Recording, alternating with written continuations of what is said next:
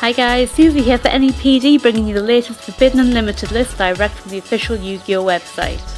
It seems for the past few lists that the OCG have been spinning a crazy wheel of fortune to randomly select the shenanigans they'll unban, while over here our guys have been making changes so tiny we wonder if they've even happened.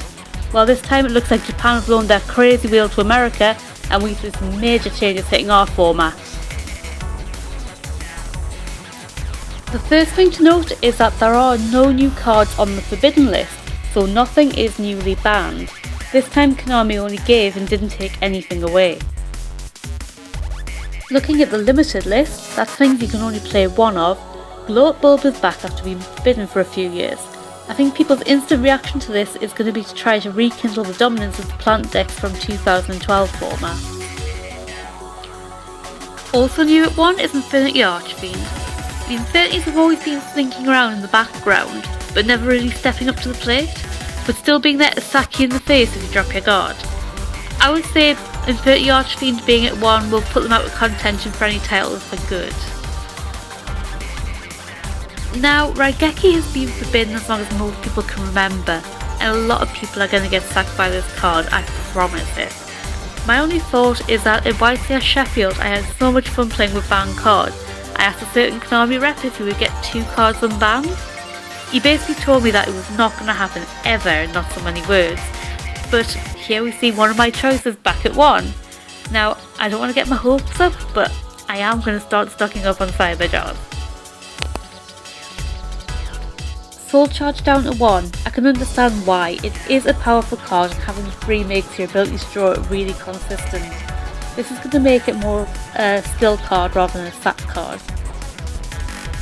Super Poly goes to 1. I think we all saw this coming. It's just too good in Shadow, but I think Shadow is still a really powerful deck and I don't think it's going to suffer too much from this. Now let's look at the semi-limited cards. You can now play 2 of these ones. Blackwing Gale the Whirlwind. Oh my god, it's such a good card and splashable in so many decks other than Blackwings. I think Gale's going to see a lot of play in the next format. Ghost the Emissary of Darkness to 2, but Ghost can really save your life in so many ways, so I think if people start to abuse this edition then we're going to see a much slower format. Ceasefire to 2 is just fun. I'm not sure why it happened. I always wanted to side a cheeky one for time, but I've always got a feeling that a cheeky 2 will make it that little bit more consistent. Transmigration Prophecy is now semi-limited. I haven't seen this played in a while, but I can see its potential against decks like maybe Satellas. I think we might see some play from it, but I don't think it's going to be a major thing.